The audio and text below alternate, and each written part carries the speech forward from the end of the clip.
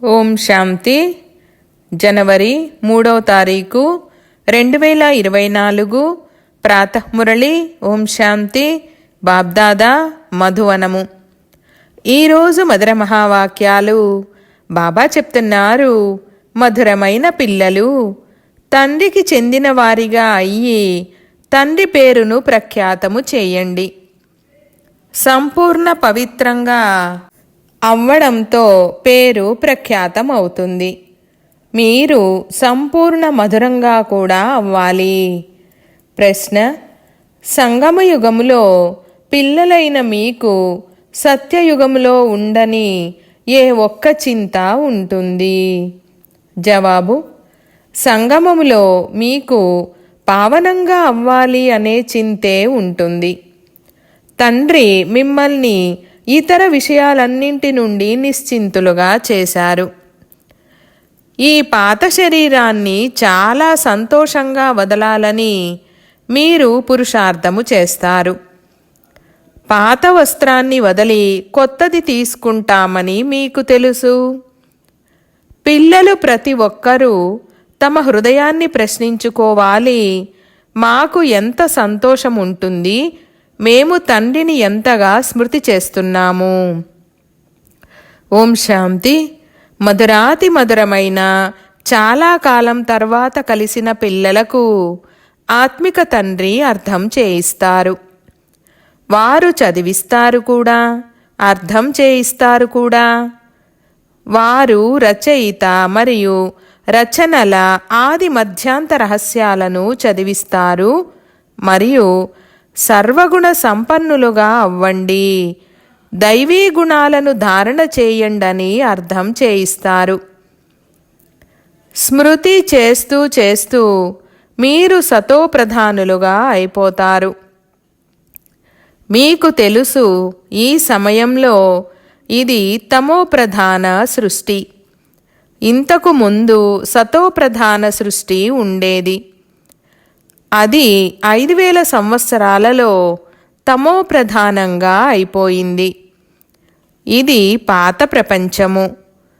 వీరు కొత్త ప్రపంచంలో ఉండేవారు లేక శాంతిధామములో ఉండేవారని అందరి గురించి అంటారు కదా. తండ్రి ఆత్మలకే కూర్చొని అర్థం చేయిస్తారు. ఓ ఆత్మిక పిల్లలు, మీరు సతోప్రధానంగా తప్పకుండా అవ్వాలి. తండ్రి నుండి వారసత్వాన్ని తప్పకుండా తీసుకోవాలి. మీ తండ్రినైన నన్ను తప్పకుండా స్మృతి చెయ్యాలి. లౌకిక పిల్లలు కూడా స్మృతి చేస్తారు. ఎంత పెద్దగా అవుతూ ఉంటారో అంతగా హద్దులోని వారసత్వాన్ని పొందేందుకు హక్కుదారులుగా అవుతూ ఉంటారు. మీరు అనంతమైన తండ్రికి పిల్లలు. తండ్రి నుండి అనంతమైన వారసత్వాన్ని తీసుకోవాలి. ఇప్పుడు భక్తి మొదలైనవి చేయవలసిన అవసరం లేదు. ఇది విశ్వవిద్యాలయమని పిల్లలు అర్థం చేసుకున్నారు. మనుష్య మాతృలందరూ చదువుకోవాలి. అనంతమైన బుద్ధిని ధారణ చెయ్యాలి. ఇప్పుడు ఈ పాత ప్రపంచము పరివర్తన అవ్వనున్నది. ఎవరైతే ఇప్పుడు తమోప్రధానంగా ఉన్నారో వారు సతోప్రధానంగా అవుతారు. ఈ సమయంలో మనం అనంతమైన తండ్రి నుండి అనంతమైన సుఖపు వారసత్వాన్ని పొందుతున్నామని పిల్లలకు తెలుసు.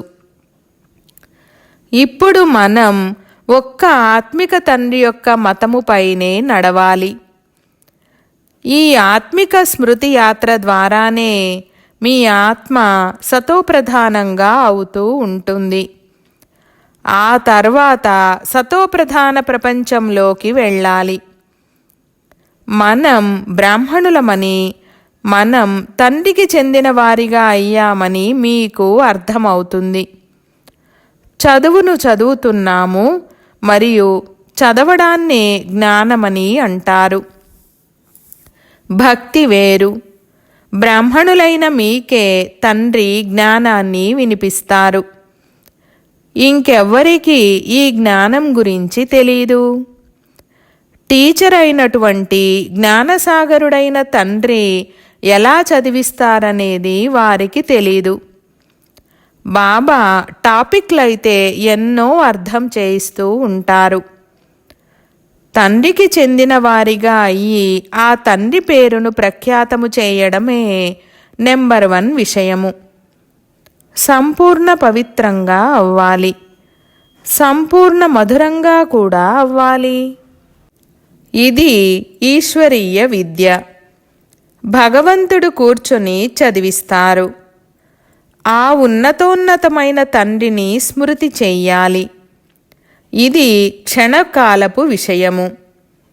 స్వయాన్ని ఆత్మగా భావించండి. ఆత్మలమైన మనం శాంతిధామములో నివసిస్తామని, ఆ తర్వాత పాత్రను అభినయించేందుకు ఇక్కడకు వస్తామని మీకు తెలుసు. పునర్జన్మలలోకి వస్తూనే ఉంటారు. నెంబరు వారుగా 84 జన్మల పాత్రను ఇప్పుడు మనం పూర్తి చేశాము. ఈ చదువును కూడా అర్థం చేసుకోవాలి. అలాగే ఈ పాత్రను కూడా అర్థం చేసుకోవాలి. డ్రామా రహస్యము కూడా బుద్ధిలో ఉంది. ఇది మన అంతిమ జన్మ అని, ఇందులో తండ్రి లభించారని మీకు తెలుసు. ఎప్పుడైతే 84 జన్మలను పూర్తి చేస్తారో అప్పుడు పాత ప్రపంచము పరివర్తన అవుతుంది. మీకు ఈ అనంతమైన డ్రామా 84 జన్మలు మరియు ఈ చదువు గురించి తెలుసు. 84 జన్మలను తీసుకుంటూ ఇప్పుడు చివరిలోకి వచ్చి చేరుకున్నారు. ఇప్పుడు చదువుకుంటున్నారు. ఆ తర్వాత కొత్త ప్రపంచంలోకి వెళ్తారు. కొత్త వారు వస్తూ ఉంటారు. ఎంతో కొంత నిశ్చయము ఏర్పడుతూ ఉంటుంది. కొందరైతే ఈ చదువులో నిమగ్నమైపోతారు. మేము సతోప్రధానంగా పవిత్రంగా అవుతున్నామని బుద్ధిలో ఉంది. మనం పవిత్రంగా అవుతూ ఉన్నతిని పొందుతూ ఉంటాము. బాబా అర్థం చేయించారు, మీరు ఎంతగా స్మృతి చేస్తారో అంతగా మీ ఆత్మ పవిత్రంగా అవుతూ ఉంటుంది. పిల్లల బుద్ధిలో మొత్తం డ్రామా అంతా కూర్చొని ఉంది. మీరు ఈ ప్రపంచానికి సంబంధించినదంతా వదిలేసి వచ్చారని కూడా తెలుసు. ఏదైతే ఈ కళ్ళతో చూస్తున్నారో అది చూడకూడదు. ఇదంతా సమాప్తం అయిపోయేదే ఉంది. ఇప్పుడిది మీ అంతిమ జన్మ. ఇంకెవ్వరికి ఈ అనంతమైన డ్రామా గురించి తెలీదు. మీకిప్పుడు మొత్తం చక్రమంతటి గురించి తెలుసు. బాబా ఇప్పుడు మిమ్మల్ని తమోప్రధానము నుండి సతోప్రధానంగా తయారు చేయడానికి వచ్చారు. ఏ విధంగా ఆ పరీక్షలు 12 మాసాల తర్వాత జరుగుతాయో అలాగే మీ స్మృతి యాత్ర కూడా ఇప్పుడింకా పూర్తవ్వలేదు. ఎన్నో విషయాలు గుర్తుంటాయి. ఆ తర్వాత స్మృతి పక్కా అయ్యే కొలది ఇంకేది గుర్తుండదు. ఆత్మ పూర్తి అశరీరీగా వచ్చింది. అశరీరీగా వెళ్ళాలి. మీకు మొత్తం సృష్టి యొక్క మనుష్య మాతృలందరి పాత్ర గురించి తెలుసు. మనుషుల సంఖ్య ఎంతగానో పెరుగుతూ ఉంటుంది. కోట్లాది మంది అయ్యారు. సత్యయుగంలోనైతే మనం చాలా కొద్ది మందే ఉన్నాము. పునర్జన్మలను తీసుకుంటూ ఇతర ధర్మాల మఠాలు, మార్గాలు, శాఖోపశాఖలు పెరుగుతూ వృక్షము ఎంతో పెద్దదిగా అయిపోయింది. ఆది సనాతన దేవీ దేవతా ధర్మమే కనుమరుగైపోయింది. మనమే దేవీ దేవతా ధర్మములో ఉండేవారము, సతోప్రధానంగా ఉండేవారము. ఇప్పుడు ఆ ధర్మమే తమోప్రధానంగా అయిపోయింది. ఇప్పుడు మళ్ళీ సతోప్రధానంగా అవ్వాలి, మరియు ఆ విధంగా అయ్యేందుకే మనం చదువుకుంటున్నాము. ఎంతగా చదువుతారో, చదివిస్తారో అంతగా అనేకుల కళ్యాణము జరుగుతుంది. ఎంతో ప్రేమగా అర్థం చేయించాలి. విమానాల నుండి కరపత్రాలను పంచాలి. అందులో కూడా మీరు జన్మ జన్మాంతరాలుగా భక్తి చేస్తూ వచ్చారు అన్న విషయాన్ని అర్థం చేయించాలి. గీతను చదవడం కూడా భక్తే. గీతను చదవడం ద్వారా మనుషుల నుండి దేవతలుగా అవుతారని కాదు. డ్రామానుసారంగా ఎప్పుడైతే తండ్రి వస్తారో అప్పుడే వచ్చి సతోప్రధానులుగా అయ్యేందుకు యుక్తిని తెలియజేస్తారు. అప్పుడు సతోప్రధాన పదవి లభిస్తుంది. ఈ చదువు ద్వారా మనం ఈ విధంగా తయారవ్వనున్నామని మీకు తెలుసు. ఇది ఈశ్వరీయ పాఠశాల. భగవంతుడు చదివించి మిమ్మల్ని నరుని నుండి నారాయణునిగా తయారు చేస్తారు. మనం సతోప్రధానంగా ఉన్నప్పుడు స్వర్గము ఉండేది. తమోప్రధానంగా అవ్వడంతో నరకంగా ఉంది. మళ్ళీ చక్రం తిరగనున్నది. తండ్రే వచ్చి మనుషుల నుండి దేవతలుగా, విశ్వాధిపతులుగా తయారయ్యే పురుషార్థాన్ని చేయిస్తారు. తండ్రిని స్మృతి చేయాలి మరియు దైవీ గుణాలను ధారణ చెయ్యాలి. కొట్లాడుకోకూడదు, గొడవ పడకూడదు. దేవతలు ఎప్పుడూ కొట్లాడుకోరు. మీరు కూడా అదే విధంగా తయారవ్వాలి. మీరే ఆ విధంగా సర్వగుణ సంపన్నులుగా ఉండేవారు. మళ్ళీ శ్రీమతము ఆధారంగా అదే విధంగా తయారవ్వాలి. మిమ్మల్ని మీరు ప్రశ్నించుకోవాలి, మాకు ఎంతవరకు సంతోషముంది, ఎంతవరకు నిశ్చయముంది. ఇది రోజంతా గుర్తుండాలి. కానీ మాయ ఎటువంటిదంటే అది మరపింపజేస్తుంది. మనం తండ్రితో పాటు విశ్వసేవాదారులమని మీకు తెలుసు. ఇంతకు ముందు మీరు హద్దులోని చదువును చదివేవారు. ఇప్పుడు అనంతమైన చదువును అనంతమైన తండ్రి ద్వారా చదువుతున్నారు. ఇది పాత శరీరము. దీనిని సమయమనుసారంగా వదులుతాము. ఇది దానంతట అదే పోకూడదు. మనం సంతోషంగా శరీరాన్ని వదలాలి. మనం ఈ చీచీ శరీరాన్ని వదిలి, పాత ప్రపంచాన్ని కూడా వదిలి సంతోషంగా వెళ్తాము.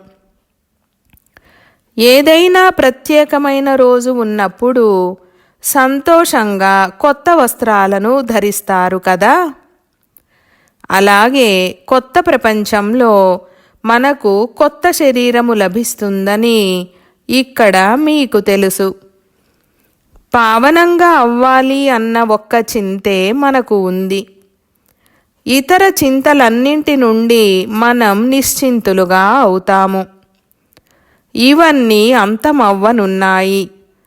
ఇక దేని గురించి చింతించాలి? అర్ధకల్పం మనం భక్తి మార్గంలో చింతలో ఉన్నాము. ఇక తర్వాత అర్ధకల్పం వరకు ఇంకే చింత ఉండదు. ఇంకా కొద్ది సమయం మాత్రమే ఉంది. పావనంగా అవ్వాలని కొంచెం చింత ఉంది. ఇక తర్వాత ఒక్క చింత కూడా ఉండదు. ఇది సుఖదుఖాల ఆట. సత్యయుగములో సుఖము ఉంటుంది, కలియుగములో దుఃఖము ఉంటుంది. బాబా అర్థం చేయించారు. మీరు ఇలా అడగవచ్చు, మీరు సత్యయుగ సుఖధామపు నివాసులా లేక కలియుగ దుఃఖధామపు నివాసులా? ఈ కొత్త కొత్త విషయాలను మీరు వినిపిస్తారు. వారు తప్పకుండా ఇప్పుడు మేము దుఃఖధామపు నివాసులమే అని అంటారు. ఎంతో ప్రేమగా అడగడం జరుగుతుంది. తద్వారా మనుషులు తాము ఎక్కడి నివాసులో తమకు తామే అర్థం చేసుకోగలుగుతారు. వీరిలా ప్రశ్నలను అడిగే యుక్తి చాలా బాగుందని అంటారు.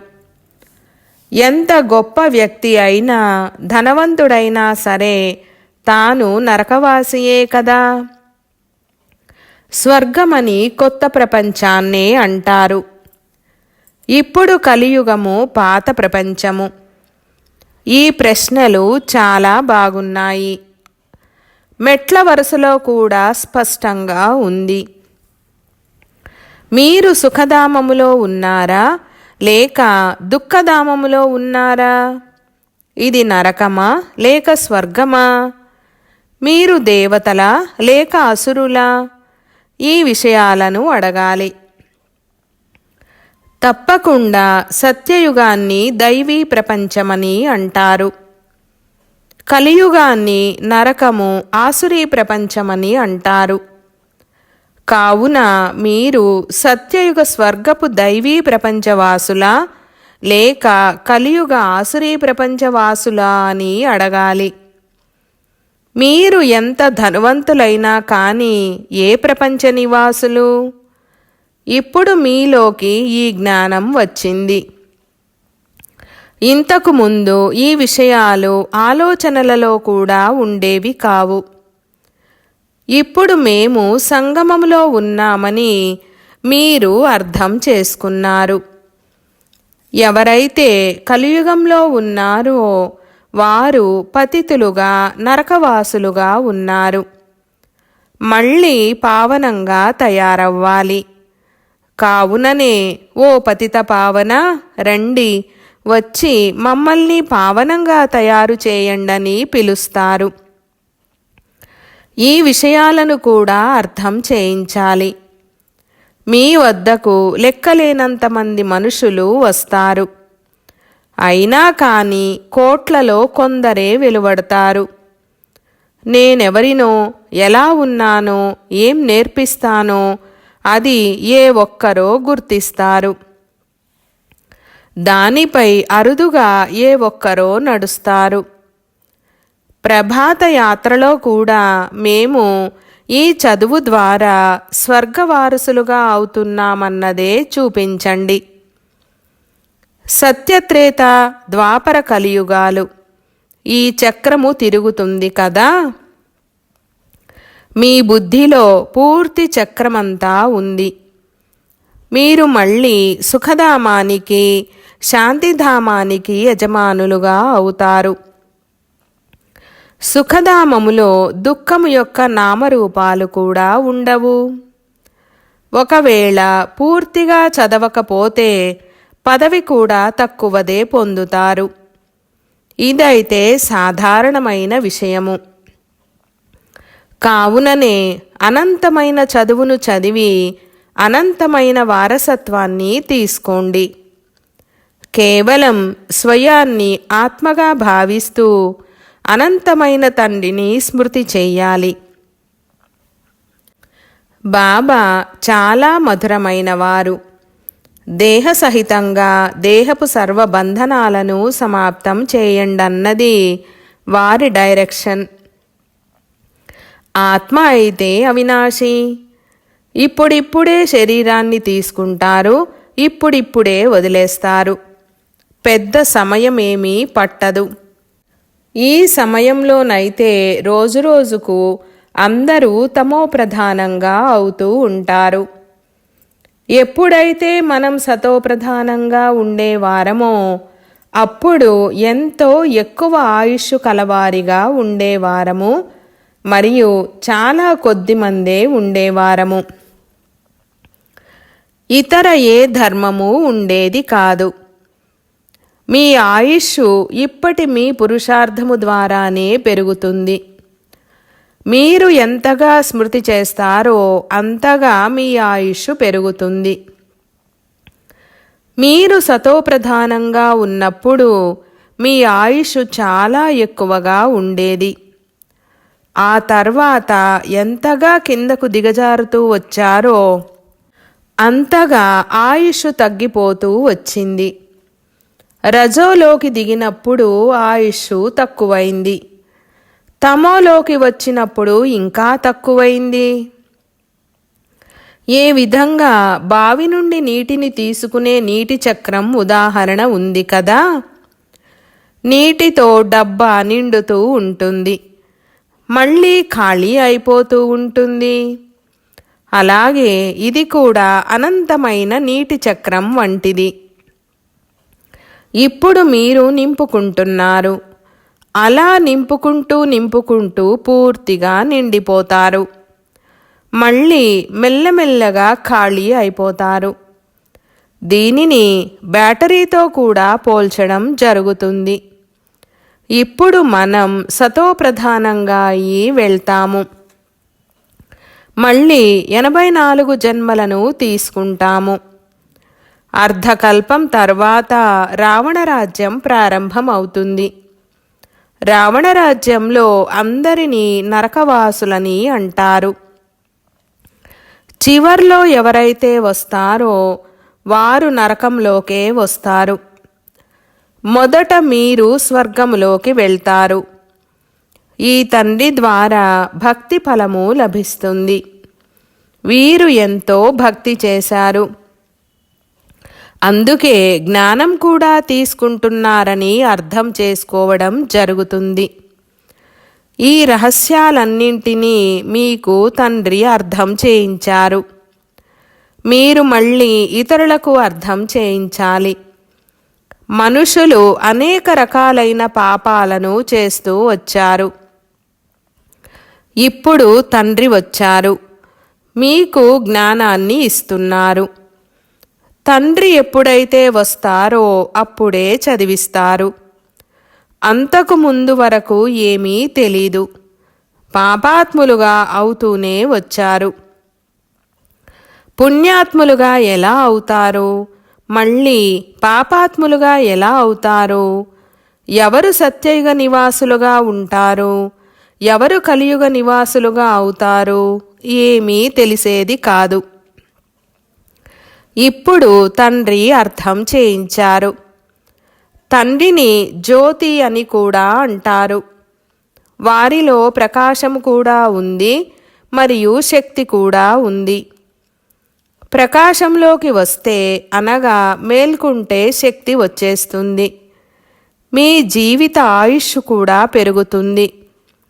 మిమ్మల్ని అక్కడ మృత్యువు కబళించలేదు. సంతోషంగా ఒక శరీరాన్ని వదిలి ఇంకొకటి తీసుకుంటారు. దుఃఖపు విషయమేమీ ఉండదు. అది అంతా ఒక ఆట వలె ఉంటుంది. సర్పము ఉదాహరణ. మీరు సత్యయుగము నుండి మొదలుకొని కలియుగము వరకు పాత్రను అభినయించారు. ఇది బుద్ధిలో కూర్చుండిపోయింది. బాబా మీకు తండ్రి కూడా, శిక్షకుడు కూడా మరియు సద్గురువు కూడా. ఇది కేవలం పిల్లలు మాత్రమే నెంబర్వారు పురుషార్థానుసారంగా తెలుసుకుంటారు. మీరు ఎన్ని జన్మలను తీసుకుంటారంటూ పునర్జన్మలను కూడా మీరు అర్థం చేసుకున్నారు. బ్రాహ్మణ ధర్మంలో మీరు ఎన్ని జన్మలను తీసుకుంటారు? ఒక జన్మ. కొందరు 2-3 జన్మలు కూడా తీసుకుంటారు. ఉదాహరణకు ఎవరైనా శరీరాన్ని విడిచిపెడితే వారు ఆ బ్రాహ్మణత్వపు సంస్కారాలను తమతో పాటు తీసుకువెళ్తారు. ఆ బ్రాహ్మణత్వపు సంస్కారాలు ఉన్న కారణంగా మళ్ళీ సత్యాతి సత్యమైన బ్రాహ్మణ కులములోకి వచ్చేస్తారు. బ్రాహ్మణ కులానికి సంబంధించిన ఆత్మలైతే వృద్ధి చెందుతూ ఉంటారు. బ్రాహ్మణ కులపు సంస్కారాలనైతే తీసుకువెళ్తారు కదా. ఏవైనా లెక్కాచారాలు ఉన్నట్లయితే 2-3 జన్మలు కూడా తీసుకోవచ్చు. ఒక శరీరాన్ని వదిలి ఇంకొకటి తీసుకుంటారు. ఆత్మ బ్రాహ్మణ కులము నుండి దైవీ కులములోకి వెళ్తుంది. ఇక్కడిది శరీరానికి సంబంధించిన విషయం కాదు. ఇప్పుడు మీరు తండ్రికి చెందిన వారిగా అయ్యారు. మీరు ఈశ్వరీయ సంతానము. అలాగే ప్రజాపిత బ్రహ్మకు కూడా సంతానము. మీకు వేరే సంబంధమేమీ లేనే లేదు. అనంతమైన తండ్రికి చెందిన వారిగా అవ్వడం ఏమైనా తక్కువ విషయమా? మీరు సుఖధామానికి యజమానులుగా అవుతారు. కేవలం ఆ పెద్ద తండ్రిని మీరు తెలుసుకున్నా సరే మీ నావ ఆవలి తీరానికి చేరుకుంటుంది. అచ్చా, मीठे मीठे सिगिलधे बच्चों प्रति मात पिता बाप दादा का याद प्यार और गुड मॉर्निंग. रूहानी बाप की रूहानी बच्चों को नमस्ते. हम रूहानी बच्चों की रूहानी बाप दादा को याद प्यार, गुड मॉर्निंग और నమస్తే నమస్తే బాబా నమస్తే. ధారణ కొరకు ముఖ్య సారము. 1వ పాయింట్, మిమ్మల్ని మీరు ప్రశ్నించుకోండి. 1. మాకు సంతోషము ఎంతవరకు ఉంటుంది? 2. సర్వగుణ సంపన్నులుగా ఉండేవారము. ఇప్పుడు శ్రీమతాన్ని అనుసరించి మళ్ళీ అలా తయారవ్వాలి అన్న నిశ్చయము ఎంతవరకు ఉంది? 3. మేము సతోప్రధానంగా ఎంతవరకు అయ్యాము? పగలు రాత్రి సతోప్రధానంగా పావనంగా అవ్వాలి అన్న చింత ఉంటుందా? 2వ పాయింట్, అనంతమైన తండ్రితో పాటుగా విశ్వసేవను చేయాలి. అనంతమైన చదువును చదవాలి మరియు చదివించాలి. దేహసహితంగా బంధనాలేవైతే ఉన్నాయో వాటిని తండ్రి స్మృతితో సమాప్తం చేయాలి. వరదానము: యజమానత్వపు స్మృతి ద్వారా మన్మనాభవ స్థితిని తయారు చేసుకునే మాస్టర్ సర్వశక్తివాన్ భవ. వివరణ: సదా ఈ స్మృతి ఇమర్జ్ రూపంలో ఉండాలి. ఆత్మనైన నేను చేయించేవాడిని, యజమానిని, విశేష ఆత్మను, మాస్టర్ సర్వశక్తివంతుడను. ఈ యజమానత్వపు స్మృతి ద్వారా మనసు, బుద్ధి మరియు సంస్కారాలు మీ ఆధీనంలో ఉంటాయి. నేను వేరు మరియు నేను యజమానిని. ఈ స్మృతి ద్వారా మన్మనాభవ స్థితి సహజంగా తయారవుతుంది. ఈ అతీతత్వపు అభ్యాసమే కర్మాతీతంగా చేస్తుంది. స్లోగన్: నిందను మరియు డిస్టర్బెన్స్ను సహించడము మరియు ఇముడ్చుకోవడం అనగా మీ రాజధానిని నిశ్చితము చేసుకోవడము. అవ్యక్త సైలెన్స్ ద్వారా డబల్ లైట్ ఫరిష్తా స్థితిని అనుభవం చేయండి. సైలెన్స్ అనగా శాంతస్వరూప ఆత్మ. ఎప్పుడైతే ఏకాంతంలో ఉంటారో అప్పుడు మనస్సు, బుద్ధి యొక్క ఏకాగ్రత అనుభవం అవుతుంది. ఆ ఏకాగ్రత ద్వారానే విశేషంగా 2 శక్తులు ప్రాప్తిస్తాయి. 1 పరిశీలించే శక్తి, 2 నిర్ణయించే శక్తి. ఈ 2 విశేష శక్తులే వ్యవహారములో మరియు పరమార్థములో రెండింటిలో సర్వ సమస్యలను పరిష్కరిస్తాయి. దీని వలన సహజంగానే డబల్ లైట్ ఫరిష్తా స్థితి తయారవుతుంది. ఓం శాంతి.